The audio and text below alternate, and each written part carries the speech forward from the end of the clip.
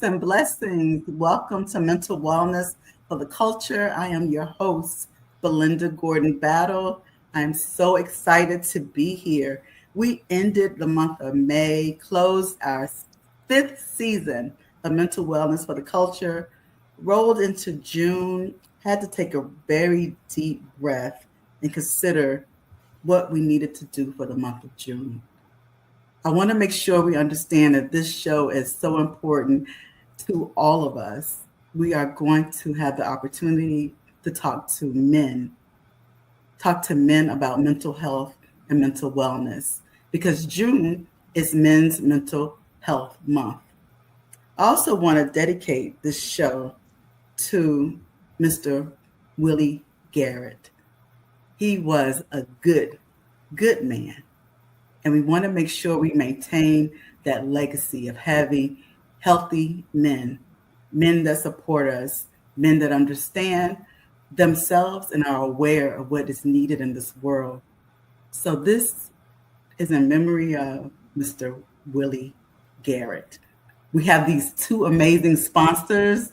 I'm so excited to welcome them to the Mental Wellness for the Culture family, to the culture overall. We have Pi New Chapter of Omega Psi Phi Fraternity Incorporated, which is located down South Miami. They have seen the work that we do here on Mental Wellness for the Culture, aligned with our initiative and their initiative to make sure mental health and mental wellness is important for Black men in our community. And they have agreed to be our sponsor for this episode, along with TMCS Community Cares, which always does great work in our community to make sure that individuals and families have access to health care in our community. Navigating healthcare in our community, our people making sure they have physicals, that they have mental health care, that they know where to go to receive services is so important. And TMCS Community Services serves as that bridge to make sure that the services are there and available and that we can have access to them. So we're going to continue to talk about our sponsors because they are so important to us. But I want to just take a moment and welcome our panelists, our amazing guests from up and down the East Coast. They are going to introduce themselves. And I'm going to start with Mr. Jeffrey King. Well, good evening, and thank you so much, Belinda, for that transition. My name is Jeffrey King. I am a registered nurse, a master's trained nurse by background. I'm actually currently the president and senior community servant for TMCS Community Care. I grew up right here in Miami, Florida. I guess my childhood was up in Carroll City area, and now I live down in the South area. And I'm excited to be on here to talk about mental health, and I'm even more excited to be on today to talk about mental health from a lay person, men's perspective and not a clinical perspective. So I'm excited to get into it and can't wait until we can start the conversation. Absolutely. Thank you so much. Thank you for that, Jeff. You were immediately responsive when I said, we need a panelist. We need someone that can connect with our community and really talk about the needs of Black men and mental health. Thank you for that. And Craig Ascue from the great city of Mount Pleasant, South Carolina. How are you? Welcome. Introduce yourself, please. Hello, guys. My name is Craig Ascue. And since you say the great state of Mount Pleasant, I am the Gullah Geechee is where we're from. We're from the coast. We drink all the salt water you got. And the bluff mud too. Oysters and all. My name is Craig Ascue. I am a business owner, father of 4 girls, granddaughter, married for 26 years to Tanya Ascue from Florence, South Carolina. Passionate about my community. Again, the Gullah Geechee community, we're under a lot of pressure right now from just understanding ourselves, understanding our communities, and understanding how that is valued. So I do a lot of work in that space. I'm a realtor. The other business, I'm a realtor, but more real estate development. And I was on the school board at one point. I did for 16 years. I did public, private education work. So I interfaced a lot with principals, teachers, administrators, budgets. So that's me. That's you. You are a busy man, and I know you are connected to many in your community. I'm looking forward to hearing how you maintain mental health and how you create that space in your community. Thank you so much for being here, Craig. And last but not least is Rashard Pearson, who I know for a fact is a licensed clinical therapist. And I am so glad to have him on board as our expert today. Rashard, can you introduce yourself a little more? Yes, so thank you, Ms. Belinda, for that introduction. So again, my name is Rashard Pearson. I'm a licensed professional counselor. I also have a certification in treating sex offenders. Originally from a small city called Emporia, Virginia. Most people know us because that's the speed trap capital. Currently live in the Hampton Roads area, working in an acute hospital through the Children's Hospital of King's Daughters. Also do some outpatient work through clinical services. And I'm just appreciative of the opportunity to kind of take off even though you called me the expert, to take off my therapy hat and just speak from a man's perspective in the field. I love that. And you're right. Everybody here tonight is an expert. Your lived experiences, your knowledge, the ability to communicate and be a part of different organizations in your community that provide services with and for Black men is so important. So everybody here is an expert. Let me get right into it. Let's talk about childhood, how we grew up. What did mental health look like in your home, in your community, in your church? Why are you laughing already, Rashad? When you will see and interact and engage with your peers, Black boys or Black men, grandfathers, uncles, what do you remember and recall from your childhood about mental health and mental wellness? Let's start with you, Craig. Thank you very much for starting with me. Of course. Literally putting me on the spot. Spotlight. Yes. And so as you were saying that, and I'm actually practicing reflecting, right? It's something that I'm starting to practice. As I close my eyes and I'm thinking about when I was a child, what mental health looked like to me, and that's a big word in itself, because as a child you don't know what that is. Right. But as a man, I reflect back to that child, and I see a very loving, caring family. Mm. And we, as a family, were always together. And I felt the love and the care. It was the biggest part of the mental health challenge for me as I look up was discipline. Mm. Discipline was hard, but it was hard, but it was fair. Yeah. And I saw that.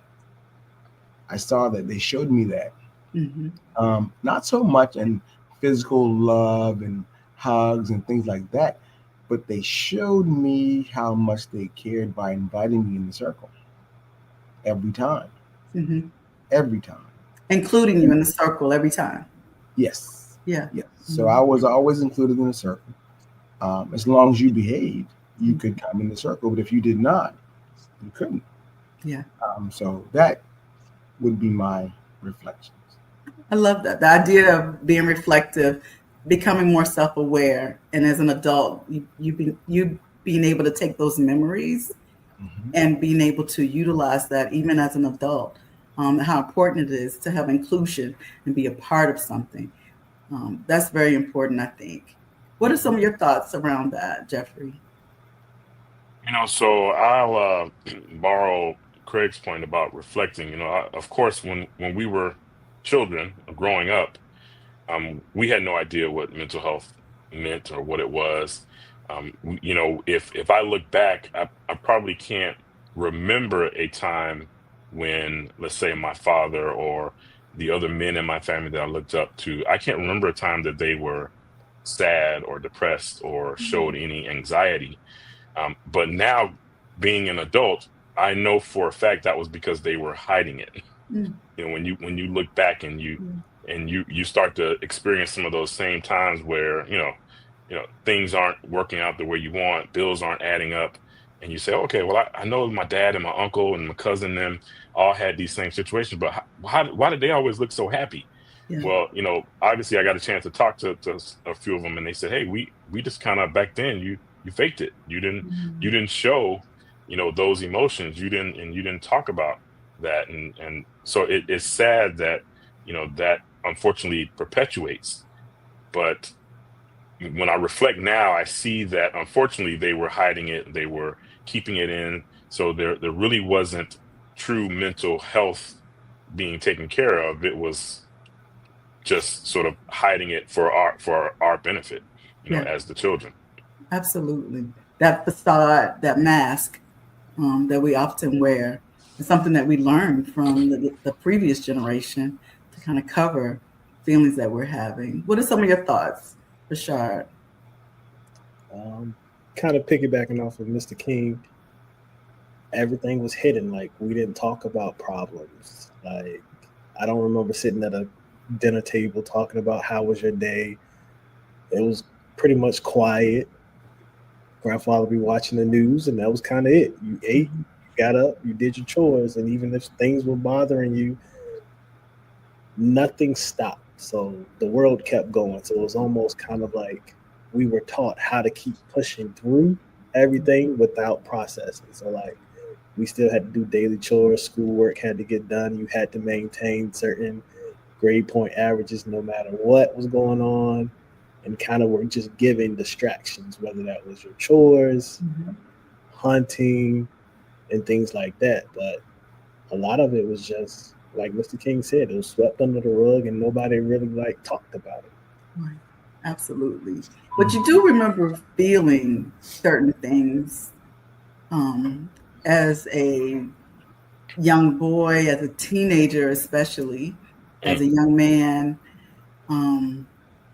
How did you decide that mental health was important? It was important enough for you, Rashard, to actually go into this industry and decide to go to college, even though you went to Norfolk. But, you can't do everything correct. But you decided to go to Norfolk and then go on to graduate school and build a career around mental health and wellness. Well, one, there's nothing wrong with the Norfolk State University. Point taken. But I think HBCU. One, I took a psychology class in high school, and the teacher who taught it, she was also like the world history teacher. But like, Who was that? Her name was Miss Davis. Oh, Miss Davis. Okay. But the way she taught it and the way she connected with her students, and kind of those lessons stuck with me. And then kind of just looking back at my life and the things that I went through and not having someone to talk to who looked like me, I wanted to give that to the next generation. But also I wanted to know more about like why I was the way that I was. So it was kind of like a double-edged sword at the time, where I have to, one, be in this field to help other people, but also I can't help other people if I don't help myself. Absolutely. Absolutely. How important it is for us to learn how to help ourselves. That is pivotal to any kind of work that you do in the community or just within your own family. When you talk about sweeping things under the rug and the facade and hiding emotions, it makes me think of masculinity, toxic masculinity, actually, and how feelings are not expressed. How can a young man that may be having those same feelings that you had as a teenager, Craig, how could a young man learn to manage those feelings? What can a young man do around this time as a teenager to manage those feelings? I think I've been learning a lot about mentorship. And if you look at some of the best systems in the world, they all involve some kind of mentorship. So you just have to be intentional about, apprentice and the whole, you have to be intentional about the chain. And so the ladder, that's a young man. And that's why I intentionally talk to young men when I see them. They might not be looking for me, but I'm looking for them. And of course, they're not looking because I'm older. I know what to look for. They don't. So I intentionally try to talk to them to toggle, hey, what are you thinking about? I make them talk. Because you never know what's going to crack, what's going to come out. So I make them talk. It's annoying sometimes when you're out with your wife and kids, like, Daddy, you're always talking. But you make those connections. I like what I'm hearing. I do. And I know all of you are involved in Greek letter organizations. I'm wondering, Jeff, mentorship. Are there programs in South Miami from Pi Nu chapter that would allow a mother to bring a son, or a father to even be a part of a program with their son in order to provide that mentorship opportunity? So fortunately, the answer is yes, absolutely. I've left that part out of my introduction. I'm also the bosses of the Pi Nu chapter of Omega Psi Phi here in South Florida. Royalty people. Congratulations. Thank you. Yeah, with a question mark, right? Congratulations with a question mark. No, yes. Exclamation! Exclamation! I don't know about the exclamation. I know about that. but we have our Omega Youth program, and it's interesting that you brought that up. So it is a mentoring program, and it is usually the mothers that are enrolling the young men in our program. We take men from 12 to 18, and we meet with them at least every other Wednesday. However, some months we have field trips, so we do trips on Saturdays and other activities, a great deal of cultural activities, learning activities, and then some fun stuff. In fact, we just recently had our year-end activity. We took them to Top Golf and had a good time. And this first year, this is the first year that we actually submitted and received grant funding for the program. Awesome. So we were able to do many more activities, but then we also had to evaluate some things. So we actually chose to evaluate self-awareness and mental health. And it was a little scary when we did the initial survey. I mean, we had one kid that said, well, he was rather nonchalant about it and said, wait, why does it matter? I mean, what does it matter what I'm doing or what I say or what I don't do? Because I can go to school tomorrow and somebody will come and shoot up the school and I'm dead anyway. And wow, like, well, wait, no, that's not how you think about that, son. It's so it was a little scary. And so, of course, for every one kid that we have in our program, there's probably 10 that don't have a program to get to, or don't know about the program, or don't have a way to get to the program. And so it expresses my fear even further. And, I just think we just all need to encourage kids today, especially young men, young teenagers, to, continue to share with them that it's okay. We do need to convince them that we're past this, toxic masculinity, as you said, and the other concern that I have is that they just have so much more. I mean, Rashard, you mentioned doing chores and going hunting. That they don't do those simple things anymore. No. It's all types of technology and all other things that the kids have access to do that we didn't, and so that's a challenge as well that I found, even talking to some of the young men. I'm trying to have my conversation the way that my generation did, and they'll use a word and I'll pretend that I understand, and I have to go ask them, what did he just say? What did that mean? So that in itself is a challenge, but I part of campaigning to get them to understand that it's okay to talk, and of course prayer. There's a lot of concern for especially the young men today that there's so much other things that they can get into, and their quick answer when they're angered is pull a gun and go that route. So we got some work to do. We definitely have work to do. I'm glad to hear that Pi Nu chapter of Omega Psi Phi Fraternity Incorporated does have a mentorship program that's open to young people in the South Miami area. I'm just curious, Rashard, I know you're a member of Kappa Psi Phi. Are you aware of any program?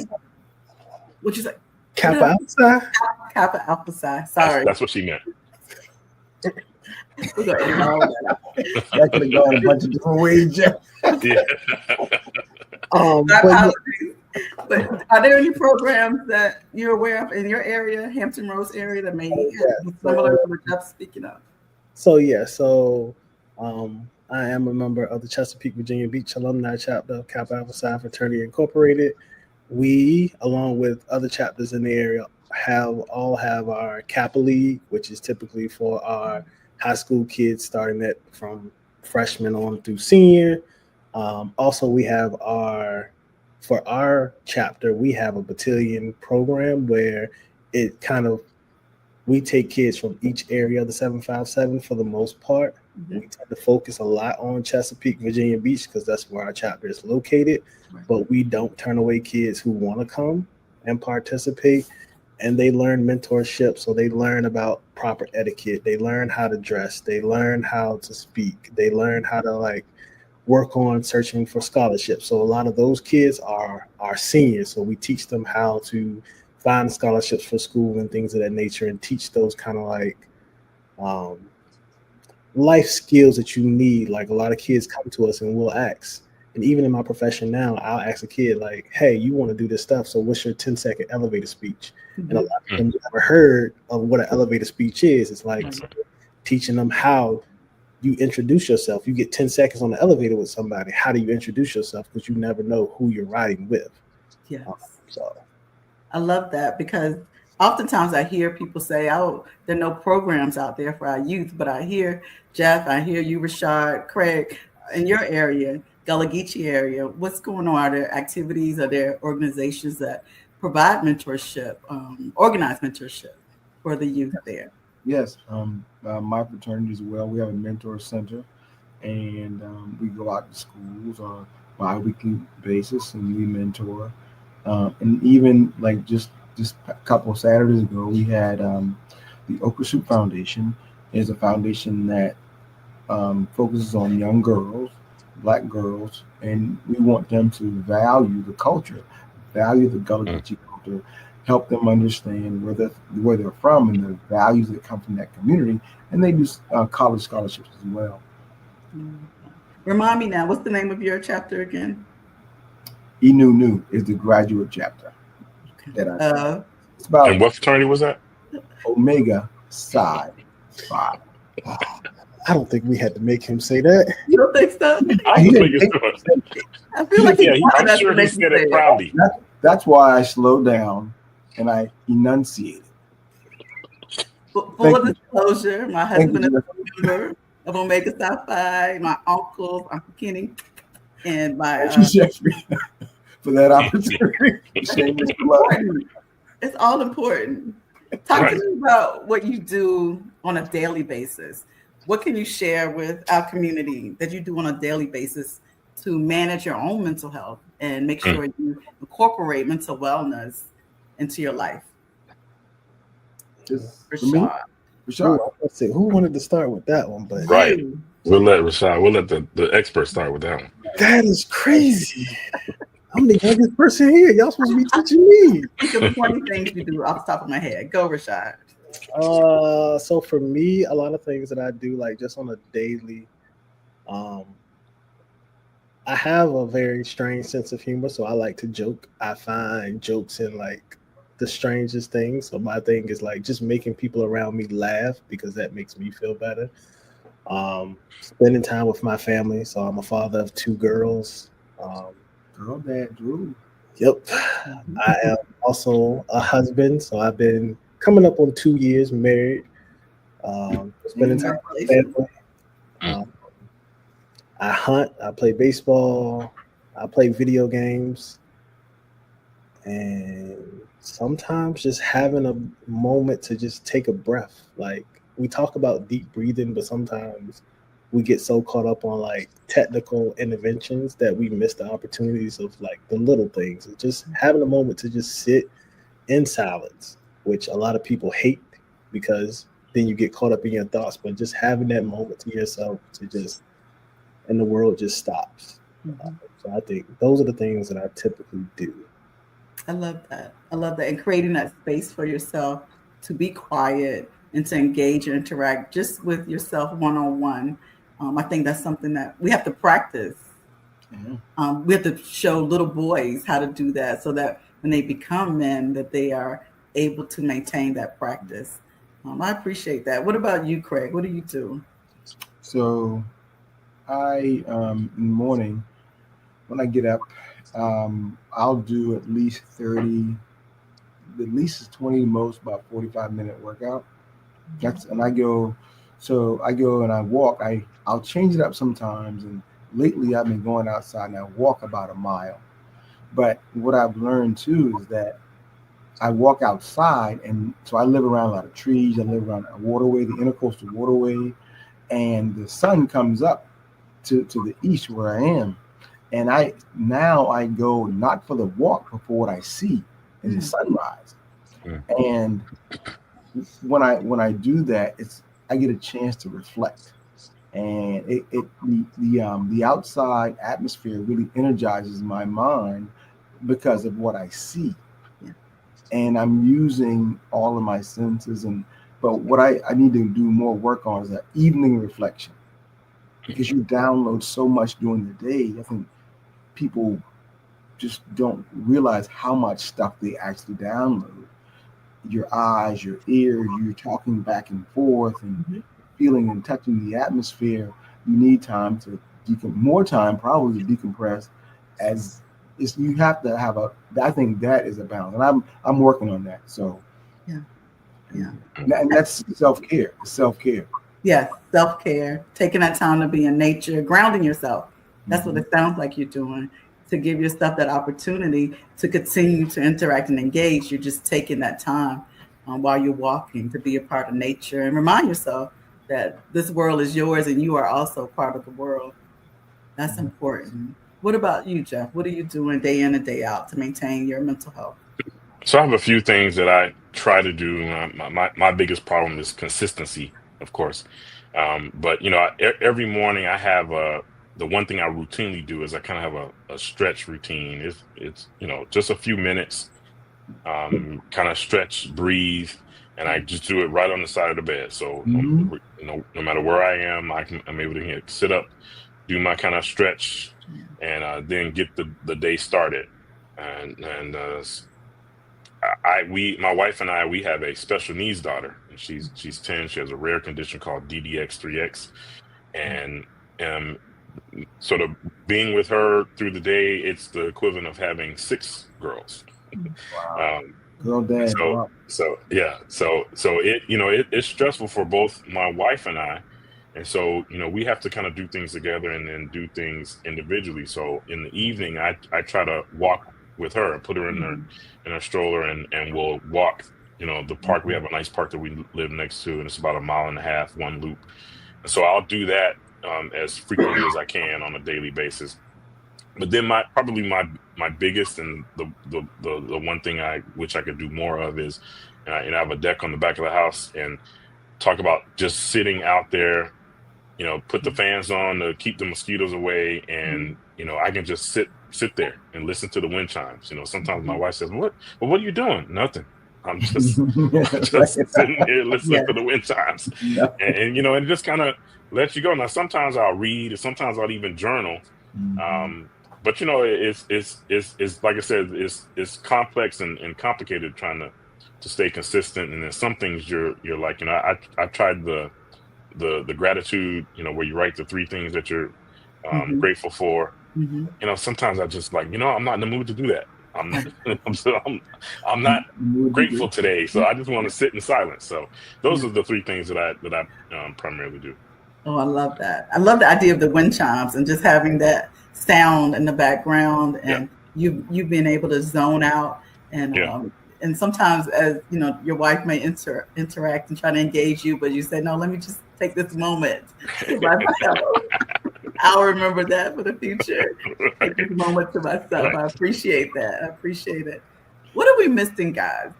What are we missing? What are Black men missing when it comes to mental health and mental wellness? And I'm saying it in a very generic way, like covering everything. But what's the first thing that comes to your mind when you think about where we are today, especially in America, what's going on? What are Black men missing when it comes to maintaining their mental health and their mental wellness? Can I jump in on that one, because Of it's course. kind of a personal. I think we all, probably all three of us, have a group of maybe fraternity brothers, a group of friends, a group of college friends that we chat to every day, right? We all have that close group. I think what we're missing is sharing with each other that it's okay, that the saying, it's okay to not be okay, and it's okay to share that. My personal story is that a friend of mine who, our parents grew up together and went to high school together. So he and I went to high school together. I'm a little older than him, but we grew up together, and got into to adulthood, which is heavy, especially for a Black man. And he began to battle with depression, and it's one of those things that I picked up on, because this was it happened after I had finished nursing school, and I may be aware of some of the signs and symptoms, but whether you're clinical or not, when your guy, your friend, your man is just not right. But never said anything. I never reacted. I never questioned about it until he ended up having to be hospitalized, Baker acted, and now it's medication, and so now the conversation, you have to break through all of that level to say, hey, I'm here, let's talk. Or if you just want me to come, so I've gone to visit him, and we sat on his deck and just sit and listen to the wind chimes.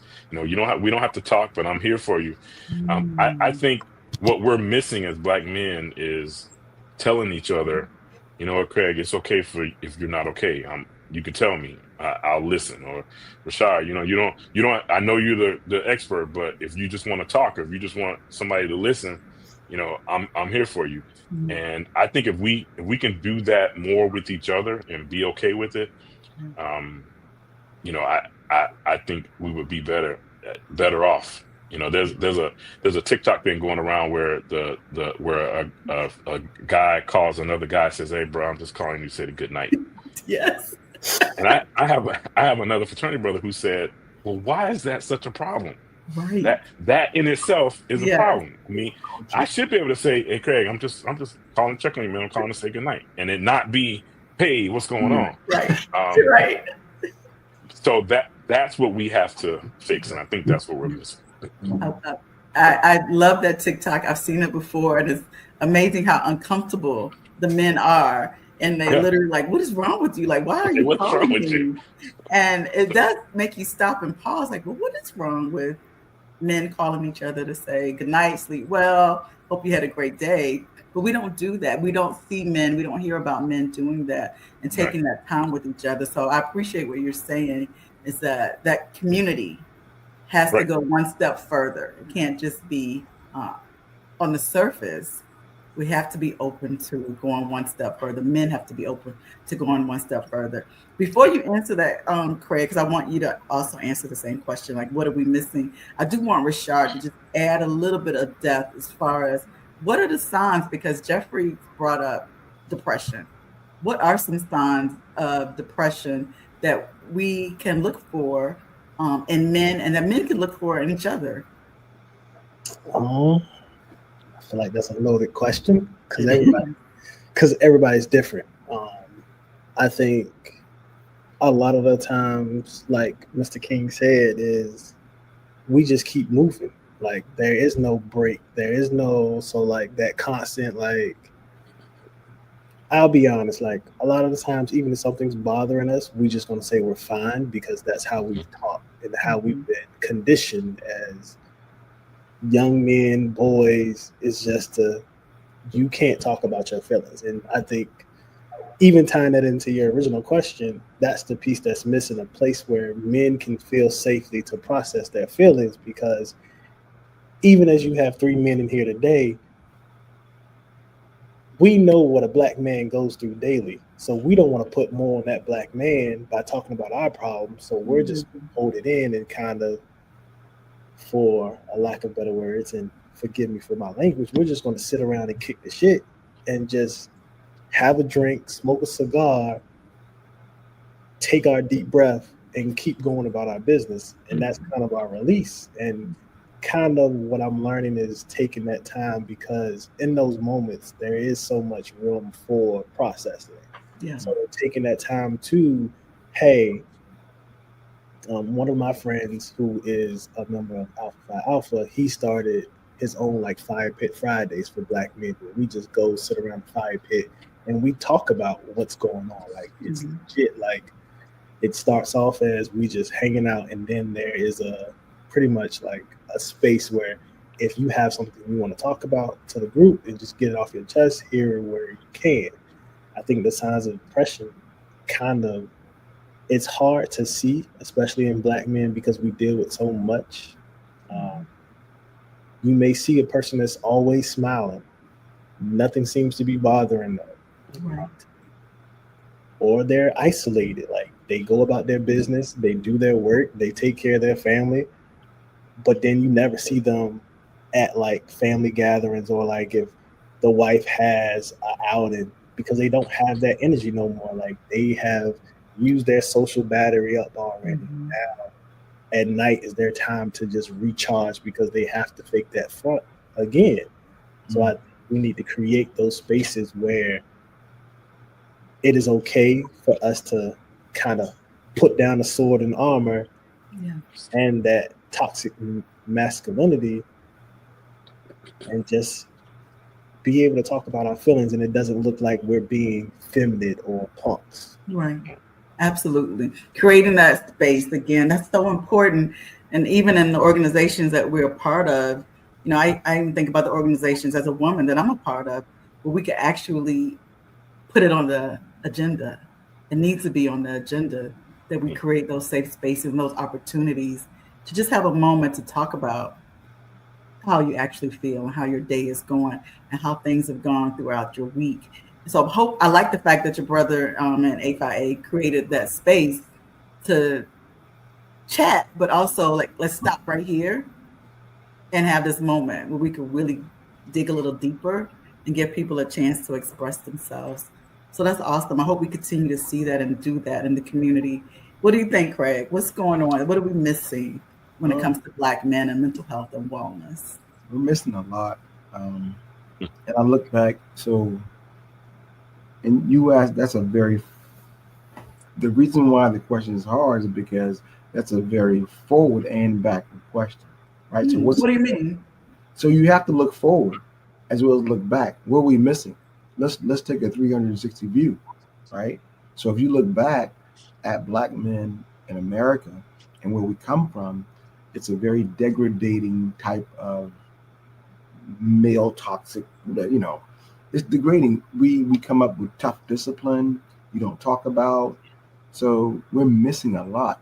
In education, the average Black person who has been educated outside of 19. So when we, education in our world is so poor. Yeah. And to understand takes education. If you don't have the proper understanding, if you don't want to reach outside of your box, then your mental health will be poor. You have to share. You have to share, and you have to be intentional about it. You have to be intentional about it. And as Black men, that's why the TikTok video is so funny. I mean, if there were, and here's the cultural thing too. If they're Black men, it's different. If they're white men, it's even more, you know what I'm saying? So we have to get out of those cultural boxes and talk about things that just may not be so popular, but you need to talk about it. But you're just like, nah, I'm not gonna do it. It's embarrassing. Yeah. But when you make, that's why they say don't make light of yourself. Who are you really? Right? How big really are you? So, you gotta, I mean, we're just here for a short time. If you don't fix these problems you have, it's going to be even shorter time. Yeah. So there's an urgency. And when Jeffrey talked about the young man who they mentor, and he doesn't care. That's depression. That's everything going on. You talk about that part. Right. I remember my mama. She would tell me I would get in trouble. So like, you're like 15 or whatever. Like, I don't care. Ooh, that's another beating and a sermon at the same time. Right. Right. Because she said, a don't care man ain't got no house. And if you don't care, if you don't clean up, you don't pick up, if you don't wash up, that's depression. You're just going backwards, going forward. And then you have to do it too, where you don't put too much pressure on yourself to regress again. You have to be gentle and kind with yourself. And that's why the reflective time is so important. You don't want to ridicule and beat yourself up. It's you. No. You're supposed to take care of yourself. Yeah. So, what do you do if you don't know how to take care of yourself? I mean, there's a stigma to mental health. Tell somebody like who? But who are you going to? Who do you connect to? Almost anybody. Because if you're that sick, and you have to tell somebody you need help. So I mean, I don't know. If you're drowning and you know you're sick, you're help. You know, what's the sign? I don't know. Yeah. Belinda, that's a very interesting question. You know, in what I see in the community, especially in the Black communities, the Caribbean communities, even some of your Hispanic Caribbean communities, you have to give the individuals many options. So you're almost giving them a list of, call your friend, there's a church program that you can call. There's 988. There's another hotline that you can call. You can go to this particular group. If there's in most situations there's not a one answer. You have to give them many options, and what are of course the options that are less frequently used are, hey, there's a mental health provider down the street. You give them that option, but that's rarely used. But they have to have many options that they can that they can use privately. And fortunately, those options exist. Today, when we grew up, there was no 988 and there was no app. I mean, I didn't even have a phone in my room, let alone Can you share what 988 is with everyone? So sure. So 988 is actually the national number, like 911, but 988 is for mental health, behavioral health, or substance use crisis. And you don't have to be in a crisis to call 988. You can call 988 just if you sort of think that you need to speak to someone, if you're looking to get assistance for help, if you want to help refer somebody else. So again, if I recognize something with my buddy, I can call 988 and say, hey, what can I do, or what can I say to kind of help him get help? Or I can call 988 with him or her. So it's a national number, and we kicked it off in Florida a few years back, and it's 24/7, free to call, and the individual experiencing needing the help or someone on their behalf can call. Absolutely. Knowing your resources and what's available. 988, a community therapist who can come into your organization and actually just share. Having access to a therapist, I think, is so important. I'm someone that believes everybody should go to therapy. It should not, there's no reason. Everybody, including you, and myself. Everybody should go to therapy. Wow. Why are you saying that? What's wrong with that, Craig? You don't agree? You don't agree? Yes. You do agree. I'm just messing with you. Do you agree, though, that everyone should try it? I mean, yeah. But it's yes. Short answer is yes. Short answer is no yes. elaboration. What do you think? You don't sound convinced, Craig. I don't know, right? I do. I mean, I believe it. But people, I look at the thing like this, and it's hard to convince people of that. But you have to start early. Yes. To start early in families, and just imagine if my family had gotten therapy when I was 5 years old. Literacy, financial literacy, mental health literacy. All of these things work. Don't get me wrong. I'm just looking at the daunting task of doing it because, Rashard, Jeffrey, when you work in public sectors, you see how little sometimes people even care about themselves. It's a heavy lift. It's exhausting, and you feel like, wow, I care more about you than you care about yourself. And I don't want to put it down. Yeah, everybody should. That's Yay. But will they do it? I don't know. And if you don't catch them at the right time, it's just like anything else. If you don't arrest the thing at the right time, it may be too late.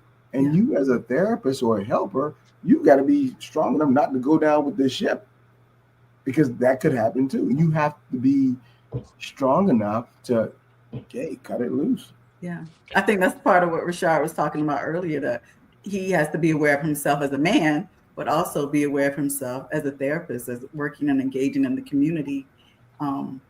That's very important. But I think there's something to normalizing the therapeutic process and going into a business or organization and spending a day there to allow your employees to interact and engage with the therapist.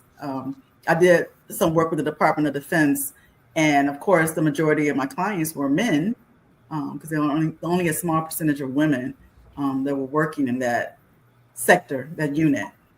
And the fact that I was embedded and able to see them day in and day out. I'm not a smoker, but I took cigarette breaks with them. I would eat lunch with them. This was back in the day now. So when they would go for a run, I would go for a run. Not today, back in the day. So, but being embedded and knowing that they could call me if something was going on, it normalized the process for those young men to have a therapist that was interacting, engaging with them, and offering them support on a daily basis. So I think there's something to men allowing that process to occur where they embed mental health into the things that are going on. And I want us, to practice that and see what happens. Yeah. And see what happens. Yeah.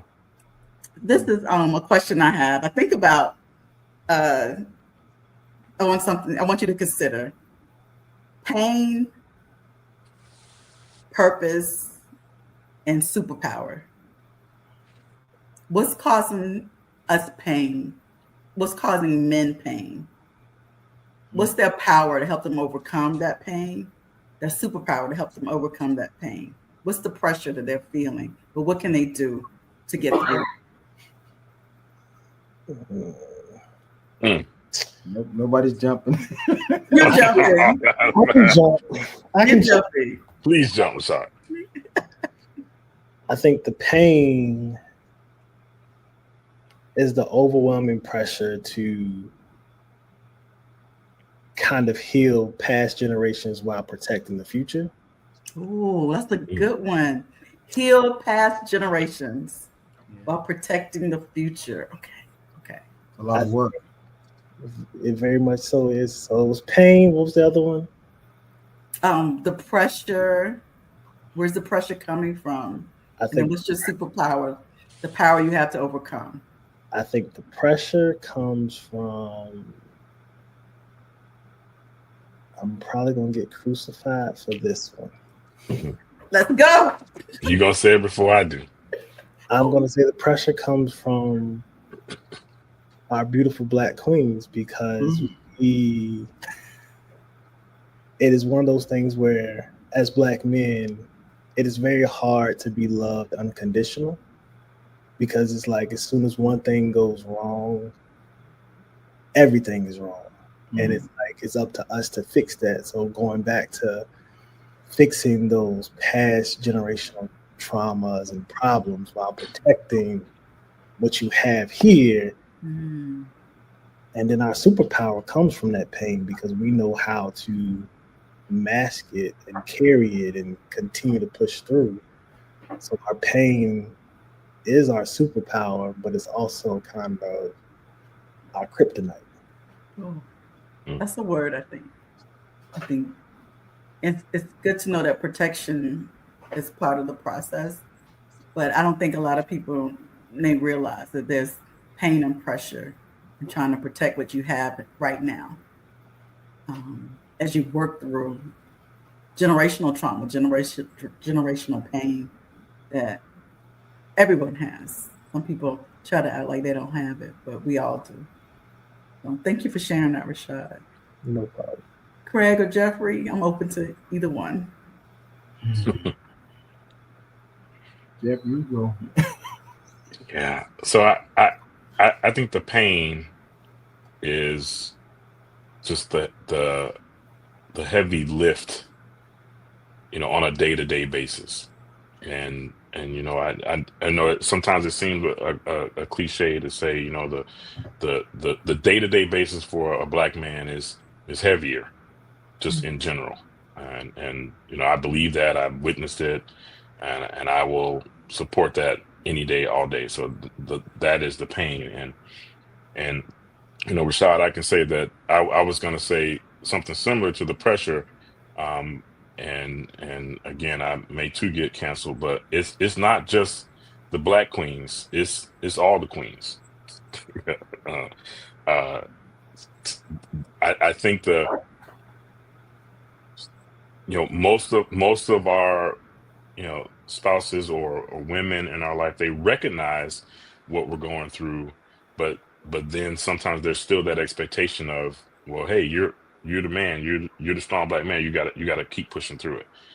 And whether that's intentional or not, and sometimes we sort of portray that pressure from them. They may not necessarily be saying that or putting that pressure on them, but we have it in our head that, okay, it's because of them that I got to keep carrying this, and I got to keep going. I got the pressure to do it. And I agree that recognizing when we are doing that, but then also recognizing when we need to say and be okay with, you know what, I need a pause. I need a timeout. Mm-hmm. That's the superpower.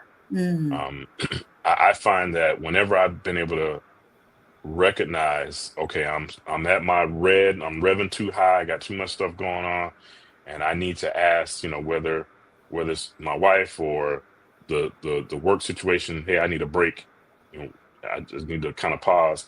That's my superpower, and I'm able to recharge.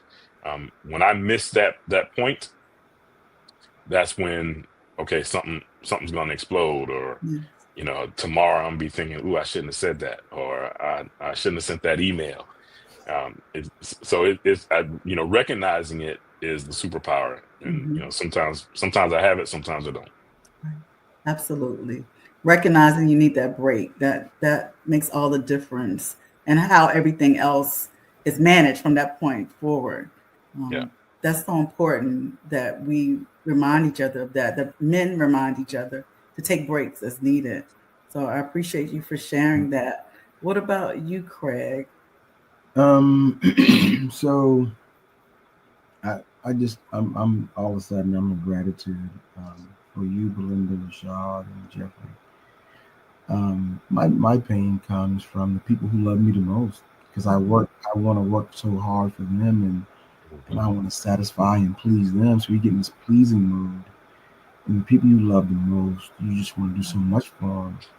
But then that's when the pain comes, and you just kind of crash out and cry, or just want to drive your car really fast, or when you can't. And I've learned too that in America we pressurize all kinds of situations. Yeah. And I've learned too. I had like a couple Fridays ago, I had 3 incidences that, from a Black man's perspective, like I was crushed. Mm-hmm. I literally had to stop. These 2 white people were with me, and I just had to stop and pray. Yeah. And then another incident where, as a business owner, I had to ask this man, a white young man, I had hired him. I had to ask him if the reason why he was going to another job, is it because they told you that I'm Black, or they didn't tell you, but they told you that you could do better than that? Mm-hmm. And at the time, I looked him dead in his eye. He didn't say no.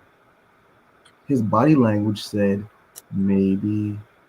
He didn't say no. He wasn't emphatic about his no. Right. I was a bit crushed at that. Mm-hmm. That I felt like I had to use my superpower to do that. Right. And I'll go back to the other situation where I literally stopped and I prayed with these 2 white people. I used my superpower to do that, to sustain me in that moment. Otherwise, if I were to think about all the things that could be and all the people and the power in that moment, right, trouble. Yeah. The superpower, the pain again, And all this goes back to how you download so much every day. Right. Why we need to, I mean, in Europe, and again, I go back to in America, we pressurize a lot of stuff. In Europe, other countries, they don't pressurize that much stuff. Right. Yeah. And people take their time to do stuff. Absolutely. And then that brings a perfection. If you could take your time and do a thing, and it's expected you take your time and do it, but it's expected to get done, it would be even better. Yeah. It would be even better. Absolutely. And that's with everything. So there are external pressures, there are internal pressures. The idea is to make sure you prioritize, take some perspective, take that time for yourself and make yourself a priority over those external pressures that men are experiencing. I think this is important for men to hear. I think it's important for women to hear as they make an effort to be supportive of Black men in America, period. I'm really grateful that the three of you were able to come into this space, mental wellness for the culture, be a part of the culture family and share. I'm grateful for our sponsors, Pioneer Chapter of Omega Psi Phi Fraternity Incorporated and TMCS Community Services. But this is the part of our program where we do rapid fire. And I ask you some questions and you have to give quick answers because I want our audience to know that we learn a lot today. We learn from each other, but we're real people that have taken the time to share, but we also enjoy life. We enjoy each other. So get ready. Okay. You ready, Rashad? I ain't got no choice. I'm here. Dang, you always have a choice, Rashad. You can walk away. So, Rashad, tell me, what's your favorite kind of cake? Red velvet. I knew that. What about you, Craig? You better come up with something good. Well, I'm complicated. So chocolate used to be, but red velvet is the new thing. My mother-in-law makes really good red velvet cake. Oh my God. Your sugar spikes way up. You pass out. What about you, Jeffrey? What do you have as your favorite dessert cake? Althea's pound cake. Who's Althea? My mother. Oh. Okay, pound cake and red velvet cake. Well, who's making your red velvet cake, Rashad? It doesn't matter. It doesn't matter? About red velvet. Okay. Okay. It does matter. You said Althea to my mother-in-law. I know for a fact that Rashad, he said it here too, is an avid hunter. Has been since he was a young boy. What's the most exotic thing you've ever eaten? Exotic? I mean, it's kind of basic, but alligator or frog legs? All right, alligator or frog legs. Which one do you like better? I'm gonna have to say frog legs, just because the alligator that I had was kind of salty. Did you catch either one yourself? No. Good. Okay. What about you, Craig? Gullah Geechees. There's some recipes down there that I haven't tried. I'm Charlotte. Hey, Carol. Hey, yeah. The most exotic thing I've ever eaten. It's easy for me. Like, for me, like wild game, wild hog. Wild hog? Mm-hmm. We've had that. We do that in Virginia, right? Mm-hmm. Yeah, we've done that before. Okay. Okay. What about you, Jeffrey? Iguana. Oh my. Mm-hmm. You want to tell us a little bit more about that? Not you over there cooking up pets. Yeah, and it is strange to say when you hear them in Miami because you see iguanas everywhere, but it was on an island out in Hawaii. How was iguana prepared in Hawaii? Well, it's not a native to Hawaii, so it was. I don't even remember how it got there, but it was just like roasted, probably just like the alligator was. Wow. There's really only one way to prepare reptiles. Just kind of roast them, I guess. You win, Jeff. You get that one. This is your round. You can have it. My last question is, I want you to think about something you enjoyed, your experiences and your travels. What's one place that you have traveled to that you would encourage men to visit because it gave you peace of mind and made you feel like this is some place I want to come back to?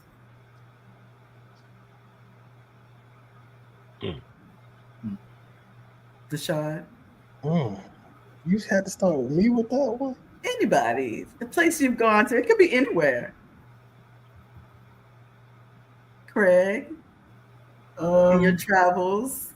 I mean, I know you want to say Hampton, but you don't have to. You don't have to. I mean, I could. You know what? I will say Hampton. I know that's right.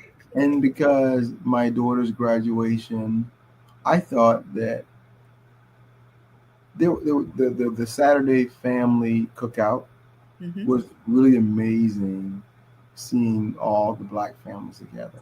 Absolutely. And I'll say another thing too. When Jack and Jill this weekend went to the teen conference, this is my daughter's final teen conference. It's good to see Black families together. I don't care what shape, form, or size that comes in. It's really pleasing to see that kind of collective love. I love that. Anything that brings us together and has positive vibes and we can celebrate. That's what it sounds like you're saying. I love the fact that your daughter graduated from Hampton University in Hampton, Virginia, and allowed her family to fall in love and experience that. Right, Rashad? Listen, do you know the new call? The new call? Yeah, 1-8. Yeah. 1-8. Oh, 1868. Yes. Yes. Y'all had Okay. to get a new one. Yeah. Yeah, they had to get a new one. Y'all get a new one. Okay. They did. Yeah, we like to be progressive at Hampton. Did you want to say something, Jeff? You're kind of mumbling. What are you saying? I was just going to talk about my trip to Kauai. Okay, good. Going back to Hawaii. I you know, when I visited Kauai a couple times, but you know, one of the trips I was able to, you know, kind of just go off on a hike, and you know, it went kind of up through a mountain and then down right to the water. You know, Hawaii is one of those few places where you have mountain and then beach. So being there, I think, and just going through the hike kind of felt like a good place, you know, for if you know, as a man, if you can get to and, you know, go one of those hikes and go with the family even. Just it was a good trip. Absolutely. And so but actually after I left Kauai, I did take my daughter back to DC to Howard, where she is now most recently graduated as the third generation of Howard Bison, after her father and her grandmother. Grandmother on both sides, by the way. But now that's enough about Howard University, the real HU, the Mecca. We love Howard. I have a daughter that's at Howard. That's right. I'm all for it. Craig has a daughter that's starting Howard. We're all looking for more funding. So, you know, anything you can do to help us out. Jeff, we are here for that. That's a whole podcast right there too. That's a whole different podcast. That's a show, right? I can tell you the pain when my daughter's semester was what I paid almost a year and a half. Yes, we hear you. We Yeah. understand. Rashad, you got that'll depress you right there. See, right? That's exactly. Rashad, you have two coming right up. Okay, get ready. What's your place? What's your destination that you can share that you would think men would enjoy that experience? All right, so I have two. One is a place that is easy to get to. So I'll say having the experience of going hunting, even if it's just one time and you're not the person that is hunting, because it is very peaceful, it's quiet, and it kind of forces you to kind of be one with not only like nature, but also just be present with yourself, because it's quiet and you don't have no choice but to really be in silence. But it also is kind of like one of those things where you're still doing something. So it's kind of like a slow roller into just doing nothing.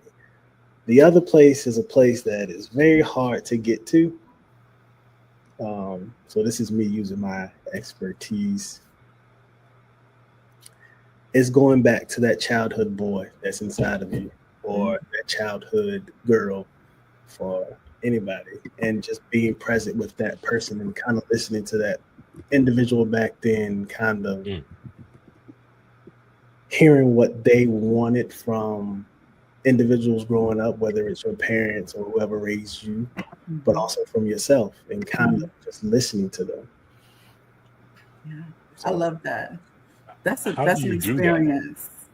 how do you do that? Or is that another hour podcast? That is probably another, like, I would say more than an hour. Are But y'all saying y'all want to come back? Stop right there, Rashard, because I Well, would I'm love to have gonna you have come to call back. Rashad in the meantime to understand how to do that. I think that'll always be welcome. great if y'all call and connect. This is such an important topic. I feel like we could go on and have a series of topics around mental health and wellness for our men. We definitely could. I appreciate Pi Nu chapter of Omega Psi Phi Fraternity Incorporated for being our sponsor, and for TMCS Home Services for being our co-sponsor for today. I appreciate the three of you for seeing that this needed to happen and making it happen. Mental wellness for the culture is about connecting with our community and making sure they understand they have access to mental health and mental wellness. I want to leave us with a great quote that I saw on the Pi Nu chapter website. It says, "What you leave behind is not what is engraved in stone monuments, but what is woven into the lives of each other." What is woven into the lives of each other. And I think that's what we attempted to do today, and just to generate that conversation, because June is Men's Mental Health Month.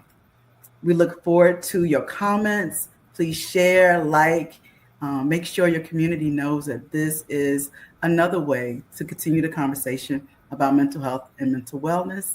We look forward to seeing you on our next episode of Mental Wellness for the Culture. Take care, everybody.